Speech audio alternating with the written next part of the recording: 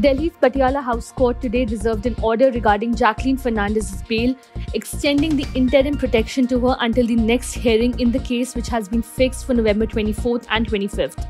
The actress arrived at Delhi's Patiala House Court in connection with the Rs 200 crore money laundering case involving conman Sukesh Chandrasekhar. The Enforcement Directorate also placed its arguments before the court. Earlier, the actress was granted interim relief on a bail bond of Rs 50,000 till November 10th by the trial court. The investigating agency said that cooperating in the investigation does not mean that the accused can leave the country or that the evidence cannot be tampered with. In a major victory for the security forces in Jammu and Kashmir, a terror funding and recruitment module was busted in Kupwara in a joint operation led by the Indian Army and police.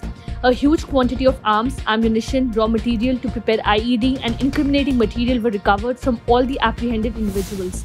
5 pistols, 10 magazines, 49 pistol ammunitions, 2 grenades and 1 IED were also seized by the forces. After receiving multiple inputs regarding an individual, namely Bilal Ahmed Dar, hailing from Chirkote area of Kupwara district, a joint operation by the Indian Army and Kupwara police was launched to nab the individual from general area Nutnusa and Lolab localities of the district in North Kashmir.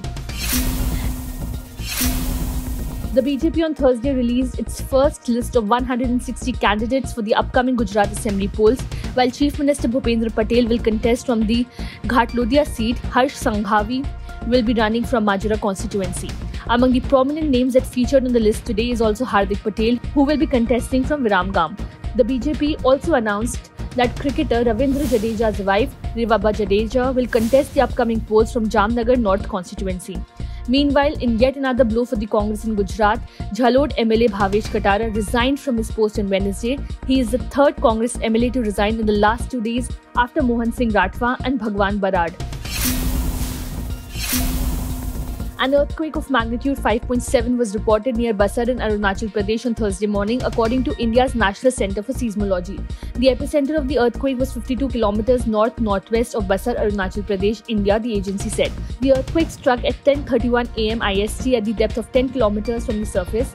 West Siang's District Disaster Management Officer Nima Dorji told PTI that no damage to properties or loss of lives was reported immediately. The tremors were felt in other parts of the state as well, District Information and Public Relations Officer D. Angu said.